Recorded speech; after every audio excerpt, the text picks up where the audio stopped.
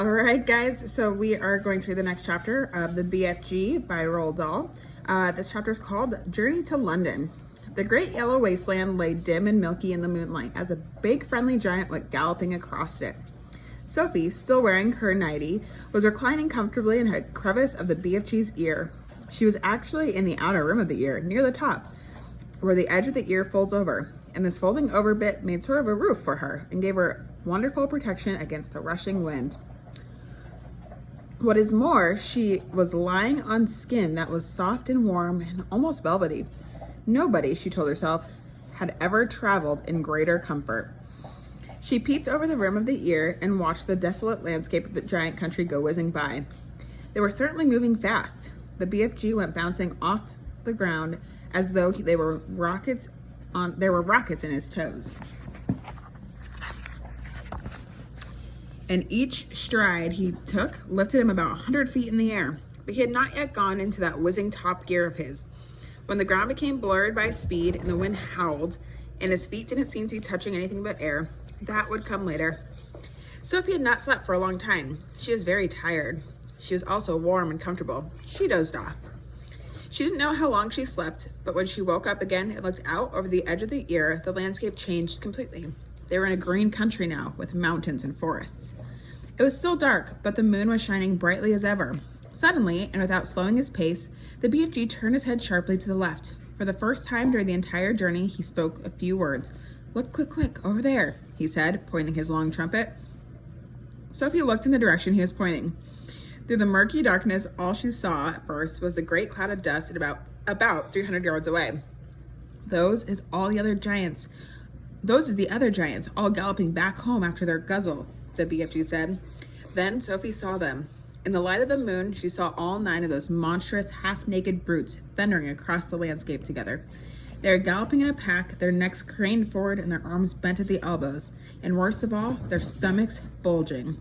The strides they took were incredible. Their speed was unbelievable. Their feet pounded and thundered on the ground and left great sheets of dust behind them.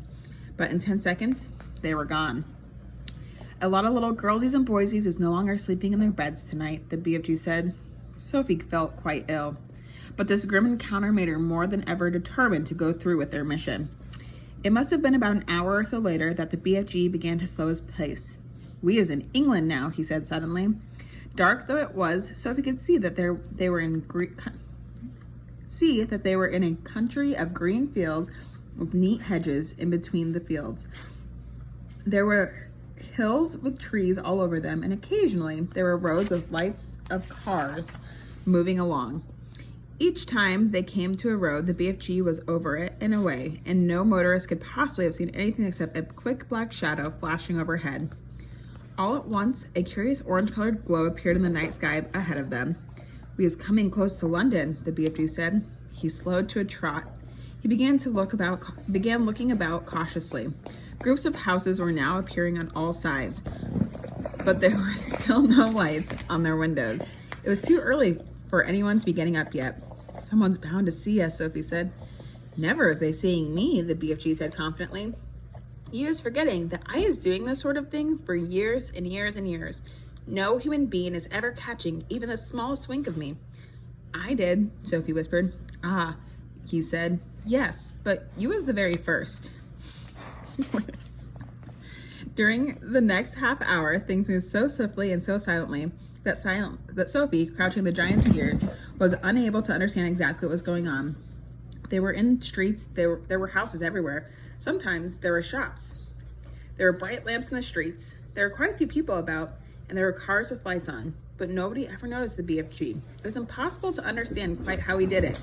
There was a kind of magic in his movements. He seemed to melt in the shadows. He would glide. That was the only word to describe his way of moving. He would glide noiselessly from one dark place to another, always moving, always gliding forward through the streets of London, his black cloak blending in with the shadows of the night. It is quite possible that 1 or 2 late-night wanderers might have thought they saw a tall black shadow skimming swiftly down the murky street side. But even if they had, they would never have believed their own eyes. They would have dismissed it as an illusion and blamed themselves for seeing things that weren't there. Sophie and the BFG came at last to a large place full of trees. There was a road running through it and a lake. There were no people in this place, and the BFG stopped for the first time since they had set out from his cave many hours before. "What's the matter?" Sophie whispered in her under-the-breath voice. "I is in a bit of a puddle," he said. "You're doing marvelously," Sophie whispered. "No, I isn't," he said. "I is now completely boggled. I is lost." "But why?" "Because we is meant to be in the middle of London, but suddenly we is in green pastures." "Don't be silly," Sophie whispered. "This is the middle of London. It's called Hyde Park. I know exactly where we are." "You is joking." "I am not. I swear I'm not. We're almost there." "You mean we is nearly at the Queen's Palace?" cried the BFG. "It's just across the road," Sophie whispered. "This is where I take over." "Which way?" the BFG asked. "Straight ahead." The BFG trotted forward through the deserted park. "Now stop." The BFG stopped. "You see that huge roundabout ahead of us, just outside the park?" Sophie whispered. "I see it. That is Hyde Park Corner."